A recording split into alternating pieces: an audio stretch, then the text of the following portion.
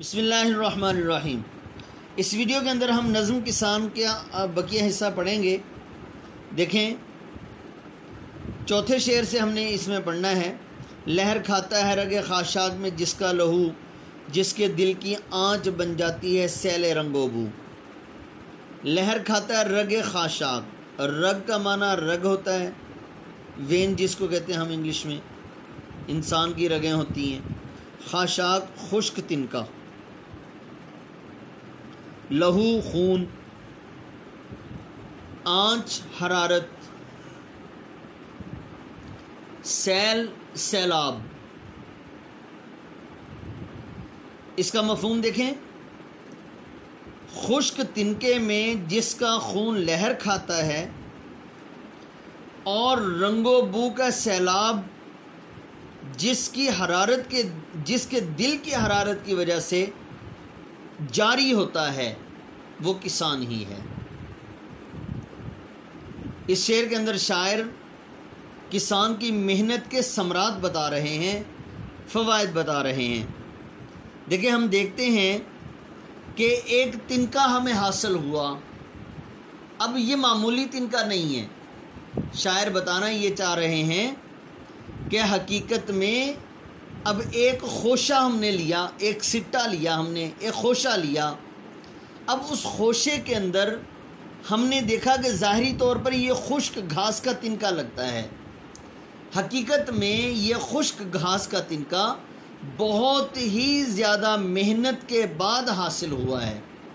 کیوں؟ اس لیے کہ اس کے اندر جس ایک انسان ہے جس کا لہو اس کی محنت کے اندر بہتا رہا، جس نے گرمی اور سردی میں اپنا خون بہایا اور محنت کو جاری رکھا، اور اس نے گرمی اور سردی کے اندر اپنا خون اور پسینے کی کمائی کی، محنت مشقت کرتا رہا، اور دن کے اندر بھی اس نے محنت کی، رات میں بھی مشقت کرتا رہا۔ دن کے اندر اس نے گرمی سردی کو برداشت کیا، رات کے اندر اس نے اپنی نیندوں کو خراب کیا۔ اب اس کے بعد یہ تنکا حاصل ہوا۔ گویا کہ ہمیں خشک گندم جو حاصل ہوتی ہے، یا ہمیں کوئی بھی چیز فصل کے نام سے حاصل ہوتی ہے، وہ جب اپنی خشکی کی طرف جاتی ہے، ظاہری طور پر ہمیں یہ خشک نظر آ رہی ہے، لیکن اس کی خشکی کے اندر حقیقت میں بہت زیادہ ایک ہستی کا لہو بہا ہے، اس کی محنت لگی ہے۔ وہ محنت ایک ہی ہستی کی جاری ہوتی ہے، وہ ہے کسان۔ دوسرے مصرعے کے اندر شاعر کہتے ہیں کہ ہمیں جو خوشبو نظر آ رہی ہے، جو ہمیں گندم سے خوشبو نظر آتی ہے، کسی بھی چیز، کسی فصل سے خوشبو نظر آتی ہے اور خوشبو محسوس ہوتی ہے، اور ہمیں جو ہے وہ رنگ نظر آ رہا ہے۔ کہیں گندم کو دیکھیں تو سنہری سا رنگ، دور سے دیکھیں فصل لگی ہوئی ہے، سنہری سی،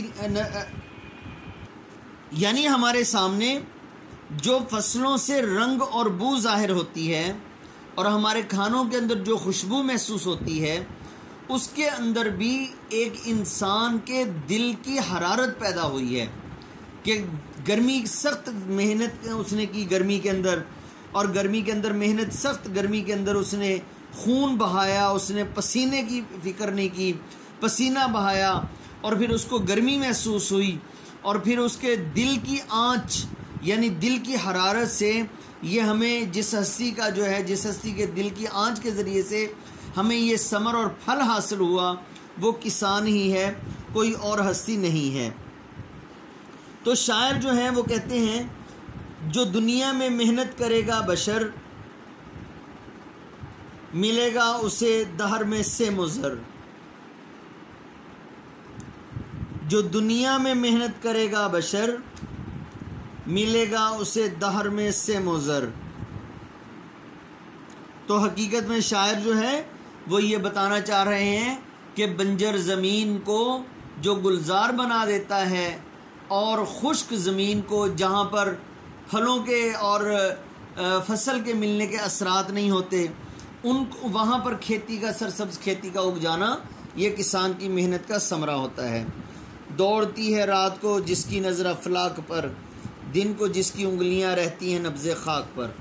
افلاک فلک کی جمع ہے، فلک آسمان کو کہتے ہیں۔ اس شعر کے اندر شاعر جوش ملی آبادی کسان کی امید کو بیان کرتے ہیں۔ شاعر کہتے ہیں پہلے مصرعے کے اندر کہ دن کے وقت کسان جو ہے محنت کرتا ہے، مشقت کرتا ہے، اور رات کے وقت اس کی نظر آسمان کی طرف ہوتی ہے۔ ظاہری طور پر تو وہ یہ دیکھتا ہے کہ کسان جو ہے وہ آسمان کو دیکھ رہا ہے اور وہ آسمان سے باتیں کرتا ہے، لیکن حقیقت میں وہ ایک امید لگائے بیٹھا ہے۔ وہ چاند کی روشنی سے فوائد حاصل کرتا ہے، لیکن وہ امید لگائے بیٹھا ہے آسمان کی طرف دیکھ کر، اور گویا کہ اللہ سے باتیں کر رہا ہوتا ہے، یہ امید لگا رہا ہوتا ہے کہ دن کے وقت اے اللہ محنت مشقت کرنا، رات کو پانی لگانا یا دن کو محنت مشقت کرنا، اے اللہ یہ میرا کام ہے، اور اب آگے فصل کو اچھا کرنا اور بہترین کھیتی کا پیدا کرنا اور میری محنت کا ثمر عطا کرنا، میری محنت کو ضائع نہ کرنا، اے اللہ یہ تیرا کام ہے۔ حقیقت میں جس طرح انسان ایک نا امید ہو یا انسان جب کچھ مانگنا چاہے اور پھر اس کو کوئی اور راستہ نظر نہیں آتا تو پھر وہ آسمان کی طرف دیکھ کر وہ امید لگاتا ہے، اے اللہ اب تیرا ہی آسرا ہے۔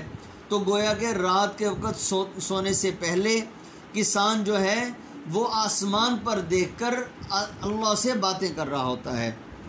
دن کو جس کی انگلیاں رہتی ہیں نبض خاک پر، اور کسان ایسا آدمی ہے کہ دن کے وقت اس کی انگلیاں خاک کو چھاننے میں، خاک کی مٹی کی نبض دیکھنے میں مصروف رہتی ہیں کہ کوئی فصل کو خراب نہ کر دے، کوئی کیڑا وغیرہ تو نہیں لگا ہوا، کوئی خراب چیز تو نہیں جو میری فصل کو تباہ کر دے، کوئی ایسا جانور، کوئی ایسی چیز نہ آ جائے، کوئی ایسی جڑی بوٹی نہ آ جائے۔ ہر وقت گوڈی کرنا، گاہی کرنا، پانی لگانا، یہ ایک ہی ہستی کا کام ہے، وہ ہے کسان۔ شاعر اس موقع پر کہتے ہیں ہمارا خون بھی شامل ہے تزئین گلستاں میں، تزئین کہتے ہیں خوبصورت کرنا، ہمارا خون بھی شامل ہے تزئین گلستاں میں، ہمیں بھی یاد کر لینا چمن میں جب بہار آئے۔ حقیقت میں شاعر کسان کی توجہ اللہ کی طرف بتانا چاہ رہے ہیں کہ اس کے ذریعے سے کہ کسان جو ہے وہ دن کے وقت محنت کرتا ہے اور رات کو اللہ پر امید لگائے بیٹھا ہوتا ہے۔ سرنگوں رہتی ہیں جس سے قوت تخریب کی، جس کے بوتے پر لچکتی ہے کمر تہذیب کی۔ سرنگوں، سر نیچا رہنا، جھکنا، قوتیں، طاقتیں، تخریب، خراب، بوتے، سہارے، لچکتی ہے، لہر کھاتی ہے۔ اس شعر میں شاعر یہ کہنا چاہتے ہیں جوش ملی آبادی کہ جب کسان محنت کرتا ہے اور محنت کرتے ہوئے اپنی فصل کو اچھا کرتا ہے اور اچھی فصل کی وجہ سے پھر وہ ملک ترقی کرتا ہے، کیونکہ جتنے زیادہ کسان محنت کرے گا اس کی فصل دوسرے ممالک میں بھی جائے گی، تو پھر اس سے جو خراب قوتیں ہیں وہ ہمیشہ جھکی رہتی ہیں۔ کیوں؟ ہم دنیا کے اندر دیکھتے ہیں جو ملک زیادہ ترقی کرتا ہے اس ملک سے کوئی دوسرا ملک ہمیشہ رعب میں رہتا ہے، ڈرتا رہتا ہے، اور کوئی ملک جب اس کا کوئی شیطانی قوتیں اس ملک کی طرف میلی آنکھ سے دیکھنا چاہتی ہیں تو جب اس کی ترقی عروج پر ہوتی ہے تو شاعر کہنا یہ چاہتے ہیں کہ اس ملک کی قوتیں عروج پر ہوتی ہیں، یعنی جس ملک کا کسان ترقی کرتا ہے، کسان محنت کرتا ہے، وہ ملک دن بدن ترقی کرتا ہے، اس کا سرمایہ کاری زیادہ بڑھتی ہے تو وہ اور زیادہ ترقی کرتا ہے سرمایہ کے اعتبار سے، معیشت کے اعتبار سے۔ تو جو دوسرے ملک کی خراب قوتیں ہیں وہ اس کے سامنے جھکی رہتی ہیں، گویا کہ روب میں رہتی ہیں کہ وہ ملک ہم سے زیادہ ترقی یافتہ ہے، ہمیں اس کے سامنے جب نبرد آزما ہونا ہے، اگر ہم اس سے مقابلہ کریں گے، جتنا زیادہ وہ ترقی کر رہا ہے اتنی زیادہ ہی ہمیں ترقی کرنی پڑے گی۔ جس وقت کوئی نیچے والا ملک کسی بڑے ملک کے ساتھ اپنا مقابلہ کرنے کی کوشش کرتا ہے اور مقابلہ کرتے ہوئے اس کو زیادہ ترقی یافتہ دیکھتا ہے اور اپنے آپ کو ذرا اس سے کمتر دیکھتا ہے، تو گویا کہ اس سے اپنے آپ کو کمتر دیکھتے ہوئے ذرا پیچھے ہٹ جاتا ہے اور پھر یہ سوچتا ہے کہ میرا اس کا مقابلہ نہیں ہوتا۔ اب ایسا کیوں ہوا؟ اس لیے ہوا کہ وہ ملک ترقی کی منازل طے کر چکا ہے۔ وہ ترقی کی منازل کیوں طے کر چکا ہے؟ کہ اس ملک کا کسان محنتی تھا۔ تو شاعر یہ کہنا چاہتے ہیں اصل میں کہ کوئی خراب قوتیں جب سر اٹھانے لگتی ہیں تو کسان ہی ایسی ہستی ہے جس کی وجہ سے وہ خراب قوتیں اپنا سر جھکا لیتی ہیں اور ہار مان لیا کرتی ہیں۔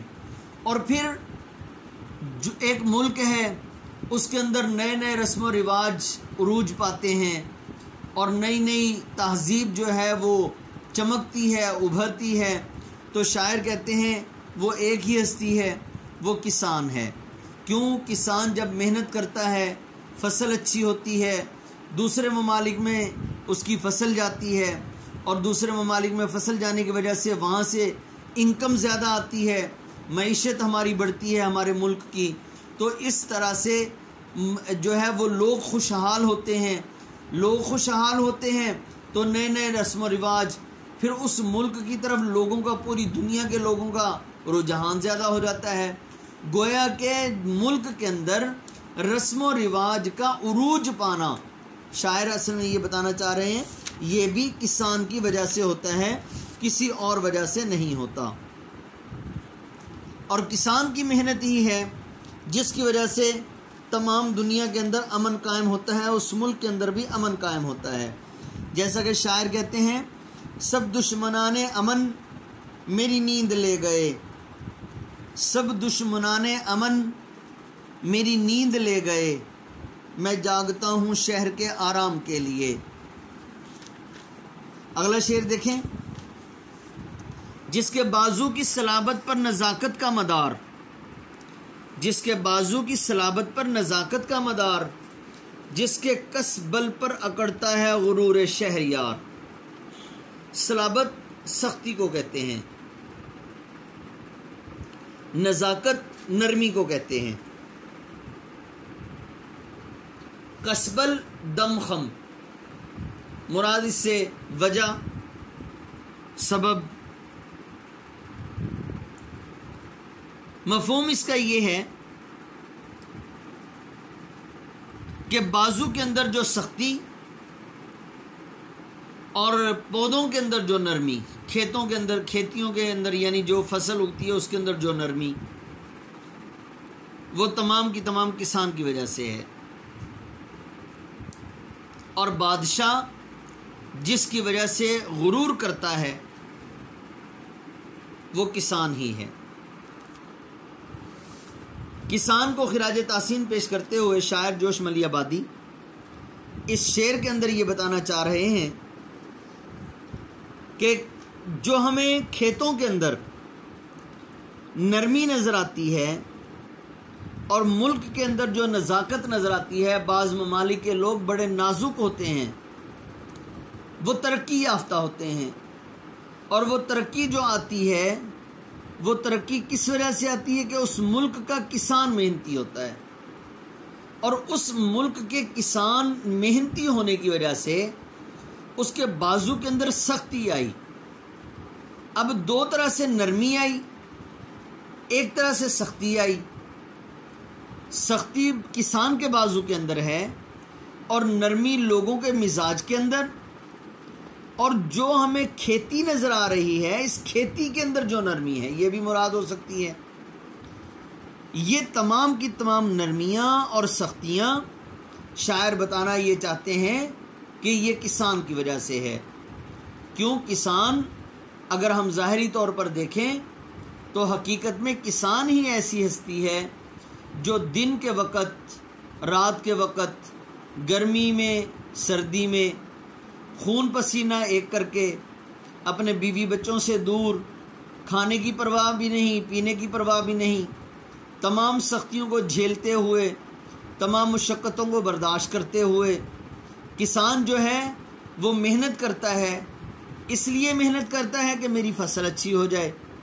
جب اس کی فصل اچھی ہو جاتی ہے تو پھر وہ ملک ترقی کرتا ہے۔ جب وہ ملک ترقی کرتا ہے تو لوگ خوشحال ہوتے ہیں۔ جب لوگ خوشحال ہوتے ہیں تو وہ ملک جو ہے، اس ملک کے لوگ خوشحال ہو کر نئی نئی چیزیں ایجاد کرنے کی کوشش کرتے ہیں اور نئے نئے جو ہے وہ تجربات کرتے ہیں، اور پھر جو ہے وہ ملک جو ہے ایک ایسا وقت آتا ہے کہ دنیا کے اعتبار سے تمام ملکوں میں سب سے زیادہ طاقتور ملک بن جاتا ہے۔ جب وہ ملک طاقتور بنتا ہے تو پھر اس کے اندر ایسے صلاحیت والے لوگ پیدا ہوتے ہیں کہ دنیا ان پر ناز کرتی ہے۔ دنیا نے تو ناز کرنا ہی کرنا ہے، پھر لوگ اس ملک کی طرف جو ہے وہ بڑی للچائی ہوئی نظروں سے دیکھتے ہیں، اور پھر اس ملک کا بادشاہ اپنے ملک کے لوگوں پر ناز کرتا ہے، فخر کرتا ہے۔ یہ سب کا سب کس کی وجہ سے ہوا؟ شاعر بتانا یہ چاہتے ہیں کہ یہ سب کی سب یہ کسان کی وجہ سے ہوا۔ کیوں؟ اگر کسان محنت نہیں کرے گا، زرعی پیداوار نہیں ہوگی۔ جب زرعی پیداوار نہیں ہوگی تو وہ ترقی نہیں کرے گا، جو ہے فصل اچھی نہیں ہوگی۔ فصل اچھی نہیں ہوگی تو ان کسان کے محنت نہ کرنے کی وجہ سے فصل اچھی نہ ہوئی۔ جب فصل اچھی نہیں ہوگی تو پھر ہماری انکم نہیں ہوگی، ہم دوسرے ممالک میں فصل نہیں بھیج سکتے۔ اس طرح سے گویا کہ ہمارا ملک جو ہے وہ نقصان کی طرف چلا جائے گا۔ تو سارے کا سارا یعنی بازوں کی سختی اور لوگوں کے رہنے کے اندر جو نزاکت اور نرمی، اور پھر بادشاہ کا غرور کرنا اور بادشاہ کا اکڑ کر چلنا اور بادشاہ کا ترقی کرنا، اور دوسرے لوگوں کے سامنے، دوسرے ملک کے بادشاہوں کے سامنے ذرا تھوڑا سا سختی کے ساتھ چلنا اور غرور کرنا، شاعر کہنا چاہتے ہیں یہ تمام کا تمام یہ ایک ہی ہستی کی وجہ سے ہے جو کہ کسان ہے۔ شاعر اس موقع پر کہتے ہیں جو ہم نہ ہوں تو زمانے کی سانس رک جائے، جو ہم نہ ہوں تو زمانے کی سانس رک جائے، قتیل وقت کے سینے میں ہم دھڑکتے ہیں۔ اگلا شعر دیکھیں جی۔ دھوپ کے جھلسے ہوئے رخ پر مشقت کے نشاں، کھیت سے پھیرے ہوئے منہ گھر کی جانب رواں۔ شاعر کہتے ہیں جھلسا ہوا، جلا ہوا۔ اس آخری شعر کے اندر شاعر کسان کے چہرے کی حالت کو بیان کرتے ہیں۔ شاعر کہتے ہیں جوش ملی آبادی کہ جب شام کا وقت ہوتا ہے، چونکہ شعر کے نظم کے شروع کے اندر شام کا منظر بیان کیا گیا، اور یہاں پر بھی آخری شعر کے اندر بھی شام کا منظر بیان کیا گیا کہ جب شام کا وقت ہوتا ہے سارا دن کسان جو ہے وہ محنت کرتا ہے، کبھی پودوں کی کانٹ چھانٹ میں لگا ہوا ہے، کبھی پانی دینے میں لگا ہوا ہے، کبھی گوڈی کرنے میں لگا ہوا ہے، جڑی بوٹیوں کو کاٹنے میں لگا ہوا ہے، کبھی کہاں کس کام میں مصروف ہے، کبھی جو ہے وہ اپنے فصل کو جو ہے وہ سپرے کرنے میں لگا ہوا ہے، کھاد دینے میں لگا ہوا ہے۔ اب یہ تمام کا تمام محنت اور مشقت کا کام ہے۔ جب شام کو گھر کی طرف لوٹتا ہے تو اس کے رخ پر دھوپ کی وجہ سے اس کا رنگ چونکہ جل چکا ہوتا ہے، تو اس کے رخ سے ہی پتہ چلتا ہے کہ دھوپ پر چہرے پر مشقت کے نشان ظاہر ہوتے ہیں، سخت محنت کے نشان ظاہر ہوتے ہیں، اور سخت گرمی کی وجہ سے یا سردی کی سخت تیز ہوا کی وجہ سے رنگ جلا ہوا ہوتا ہے، تھکاوٹ کے آثار ظاہر ہوتے ہیں۔ صاف پتہ چلتا ہے کہ یہ ایک ہی ہستی ہو سکتی ہے، وہ ہے کسان۔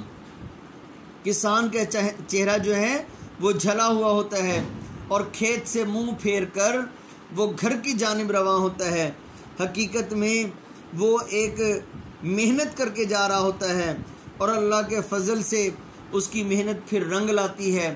تو شاعر جو ہے وہ اس موقع پر کہتے ہیں خدا کرے میری عرض پاک پر اترے، خدا کرے کہ میری عرض پاک پر اترے وہ فصل گل جسے اندیشہ زوال نہ ہو۔ تو عزیز طلبہ، اس نظم کا ماخذ ہے شعلہ و شبنم، یعنی شاعر کی کتاب شعلہ و شبنم سے یہ نظم لی گئی ہے۔ آپ نے اس میں مشکل الفاظ کے معنی، اشعار کی تشریح وغیرہ یاد کر لینی ہے، اور اس کے ساتھ ساتھ اس میں سے بھی ایک شعر کوئی نہ کوئی آ جایا کرتا ہے۔ یہ بڑی اہم نظم ہے، یہ اس کو ضرور آپ نے اچھی طرح سے یاد کر لینا ہے۔ السلام علیکم ورحمۃ اللہ وبرکاتہ۔